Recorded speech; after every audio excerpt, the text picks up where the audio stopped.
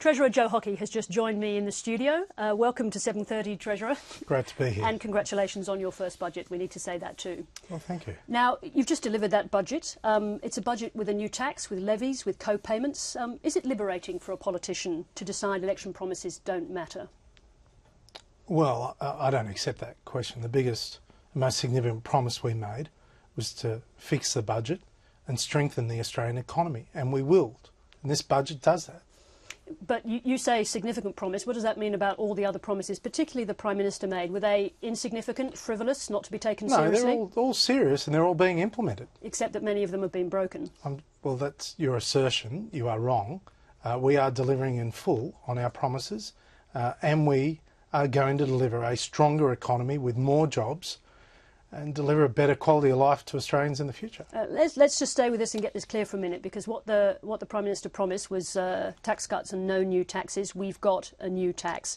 That's a broken promise. Well, you talk about honesty. You say it's the most important currency in politics. Isn't it time for you to have respect for the voters, acknowledge what's happened so we can genuinely move on?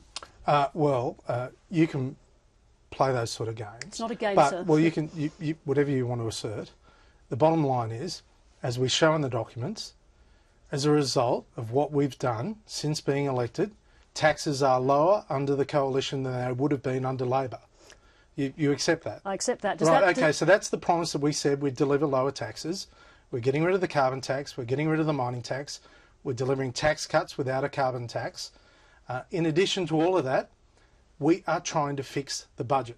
Now, we can stand back and watch the house burn down, or we can actually do things that ensure that our country has a sustainable and affordable quality of life, and a number of initiatives in the budget focus on what we are going to do to improve our quality of life into the future. Just going forward, we'll come to those initiatives in just one moment, but are you saying that individual promises made by an opposition leader no longer matter? Well, we can spend the whole conversation talking about it's really, the process that's a of yes promises, or no question. Talking about the process of promises. I want to talk about the jobs we're creating. I want to talk about the infrastructure. I want to talk about what we're doing to build a stronger nation. All right, let's talk about some of the strongest themes in the budget, because you've been talking about this being pain that was going to be equally shared. So I want to ask you this. No, I didn't use the term pain that is equally shared. I said pain that is shared. I think it is important that everyone do their fair share. All right, well, let's talk about fairness. How do you explain to working families now facing higher fuel prices that mining companies, wealthy mining companies, get to keep their $2 billion diesel excise, while ordinary motorists are going to pay almost the same amount in higher fuel prices? Well, the diesel excise is a business input cost, and it's always been excluded from the tax system because they don't use roads. But do you Obviously, when you're operating a mine, you don't use roads. So therefore, the tax you put on the diesel for the mine is not going towards road building, whereas consumers, we pay a tax as part of our petrol, and we use the roads and we get the benefit. And now what we're doing is attaching the inflation increase on the excise to our road building project to make sure it's sustainable. That's the key. You may not have said equally shared, but you did talk about sharing out the pain. So where in this budget, where is the corporate heavy lifting to equal the heavy lifting that's being asked of middle and lower income Australians? Well, the challenge that we face in Australia is that all the countries around us are heading towards a lower company tax rate. Now, we're only able to lower the company tax rate for 800,000 businesses. For larger businesses, we can't. So they're doing heavy lifting in a sense that they're losing out in their competitiveness. Plus, we have a very high wage structure in Australia. So they're doing the heavy lifting. Also, we're taking away over $800 million of industry subsidies. That's a start. That's out of a total of how much, 10 billion? No, it isn't 10 billion, because we're getting rid of a number of tariffs that is actually costing the budget money. So you regard that as what you've just described as heavy lifting for the corporate sector, is that right? Well, yes, but heavy lifting comes down to individuals. The corporate sector is a vehicle that represents us as individuals. We work for the corporate sector if we're employed by a company. So therefore, we all have to contribute. And as individuals, at the end of the day, it comes down to individual taxpayers. Well, let's talk about permanence then, because you have introduced a levy for high income earners, but it's a temporary levy, and yet the changes to the family payments are permanent. Why not make the deficit levy for high income earners a permanent tax? Well, they already pay a considerable amount of tax, and the highest rate is considerably high. It is relatively high.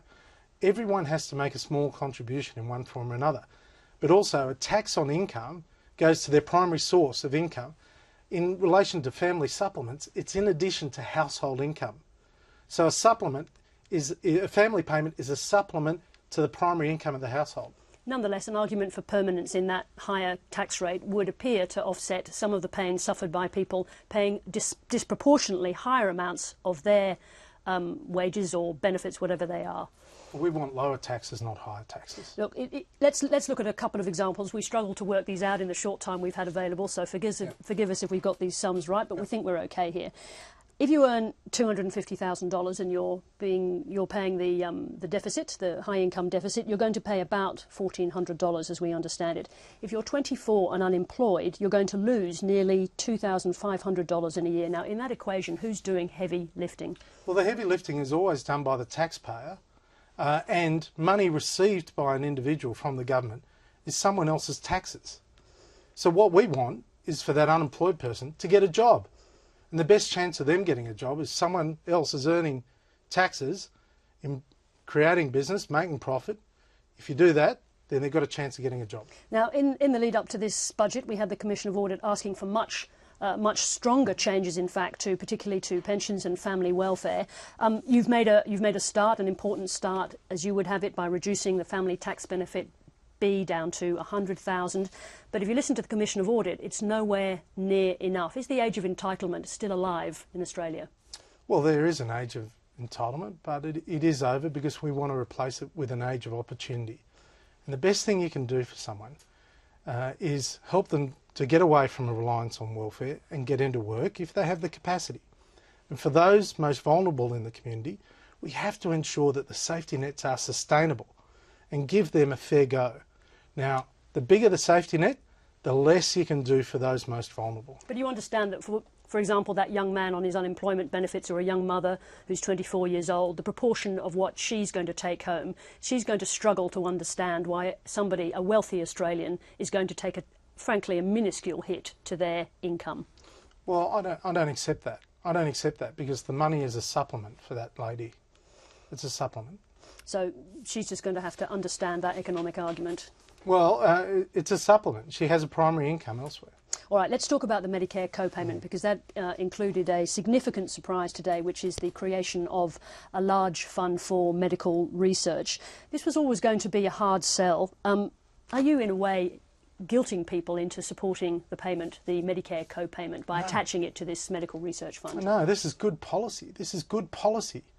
If we invest in research now, and we're damn good at it in Australia, if we invest in medical research now, we might find the cures for dementia or Alzheimer's or something like that. We have that capacity. We've got the innovation. We've got the brain power. That's probably an but argument. We've just got to put money for it. That's probably an argument for doing it anyway.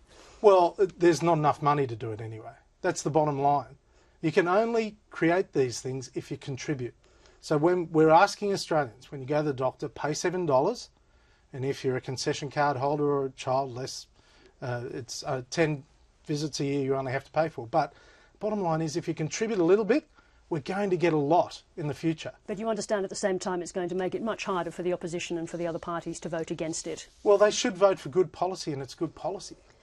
Now, one of the things that people, I was talking about this just a moment ago, noticed while we were sitting in the budget lockup was to do with schools and hospitals. As I understand it, that money to the states for schools and hospitals is going to be cut by $80 billion over 10 years. Are you starving the states so that they beg you, effectively, to raise the GST? Well, that's up to them. They are responsible for schools and hospitals. We don't run any schools. We don't run any hospitals. But if you cut their funding by $80 billion, they're going to have to do something. So they're going to have to start the argument, the unpopular, unpalatable argument on the GST, not you. Well, all the GST goes to the states. So that's up to them. It's up to them. An ingenious piece of politics. Well, it's good policy. What we're doing is good policy that is going to build a stronger economy.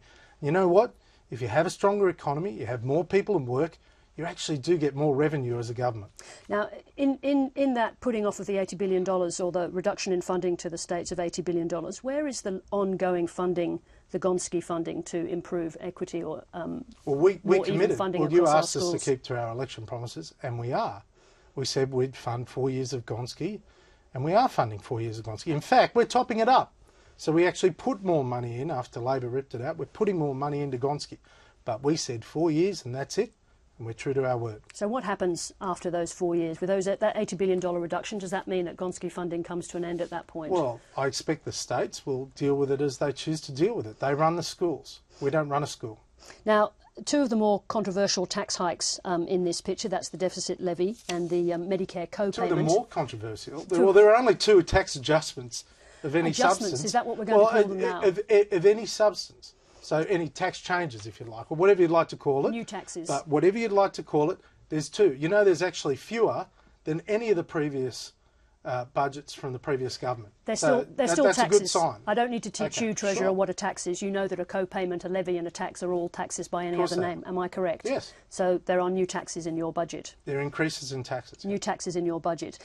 Those co-payments and levies are not necessarily going to have, we'll find out more tonight, but they're not necessarily going to have the support to get through the Senate. How do you propose to plug the hole from that revenue if they don't get through? Well, we'll wait and see what happens with the Greens and the Labor Party, but they've been pretty reckless so far, so I assume they'll continue their path. Do you have a contingency plan if they vote against them? Well, no, our job is to lay down the policy that is good for the nation. Now, if Labor and the Greens don't want to support that, that's their call. But already, the Labor Party is opposing budget savings that they themselves took to the last election.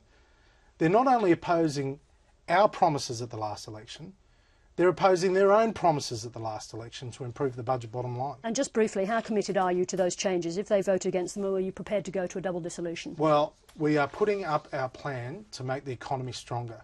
We make no apologies for that. The best thing we can do is what's right for the nation, and we expect that the Labor Party, the Greens and everyone else will do what's right for the nation. We'll find out more this evening. Thank you very much indeed for joining us, Treasurer. Great to be here.